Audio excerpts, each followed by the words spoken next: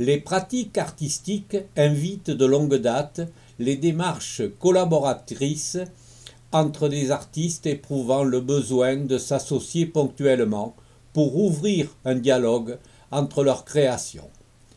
Bénédicte Vallée et Jean-François Bourlard, céramistes, se livrent du 4 au 24 mars à la chapelle Saint-Loup de Saint-Loubès à cet exercice lors d'une exposition intitulée « Outre-Terre », une organisation coup de cœur née à Sadirac.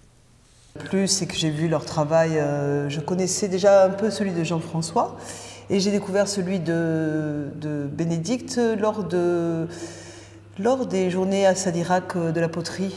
Voilà, et je suis tombée amoureuse du travail de Bénédicte et comme ma programmation s'appelle l'invité de mon invité, en fait j'ai tout de suite vu ce qui pouvait se passer entre ces deux-là et ces deux pratiques de céramique tellement incroyables chez chacun d'eux. Voilà. Des artistes talentueux et impressionnants, avec une volonté commune, tenter de nouvelles expériences, une capacité à vous procurer de nouvelles sensations et émotions. Bénédicte travaille essentiellement la porcelaine. Moi, je travaille aussi la porcelaine, mais de façon différente. J'en utilise pas mal dans mes pièces. Et après, on a des travaux qui sont vraiment complètement différents, hein, comme tu peux le voir. Mais il y a des thèmes qui sont communs. Et on travaille notamment tous les deux pas mal sur tout ce qui est sur le mouvement.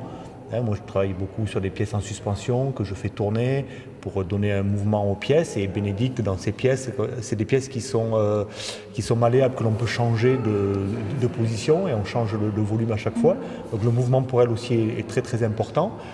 Et puis on est sur des formes aussi qui peuvent être à la fois animales, à la fois végétales, à la fois minérales. Et donc voilà, c'est plus dans les thèmes abordés que l'on se retrouve. Ouais. Comment vous regardez les travaux de Jean-François? Ah bah, je suis bluffée. Faut le voir faire. Mettre en mouvement. En fait, ce qui est bluffant, c'est la façon dont il travaille la matière.